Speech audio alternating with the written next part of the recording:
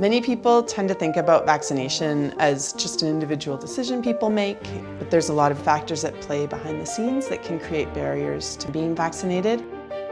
I'm Terra Manca. I'm an assistant professor at Athabasca University in the Faculty of Health Disciplines and a Canada Research Chair. I research social and health inequities related to health policy and some of the challenges people can have when trying to follow health advice. There can be a lot of socioeconomic factors and social inequities that can affect people's access to vaccines. So if it's inconvenient for you to buy a bus ticket because you don't have money for it, or to take 3 hours off work, or if you live really far away out in a rural or remote community, you might need to drive for an hour or so. You're looking at the cost of gasoline, you're also looking at the cost of you being away from whatever you needed to do with your time, whether it's paid work or parenting or family caregiving. There's a whole bunch of different factors at play there. There can also be gaps in people's knowledge of where to find credible information, or differences in what information people think is credible to inform their decisions. That can create some hesitancy. So there can be numerous reasons why someone's not vaccinated.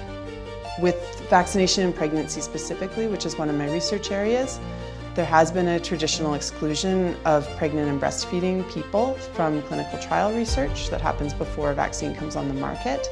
So a lot of the evidence that emerges comes out after the vaccine enters the market, and that can make it sound like there is less evidence about vaccination safety than there actually is. Pregnant people often feel a lot of pressure to make the best possible decisions they can for their babies. So even if they might feel like they want a vaccine for themselves, they might be worried about getting it for the safety of their baby, and they need a lot of information to inform that decision in a way that they're most comfortable. With vaccination in general, most people are trying to make the best decision they can for their health, for their children's health, or for their baby's health. The more we understand barriers to accessing vaccines, as well as the information to inform vaccines, we could work towards mitigating some of them, do more research to listen to people about what their needs are and what their specific community group needs are, and create a more caring health system that better supports people and their access to care.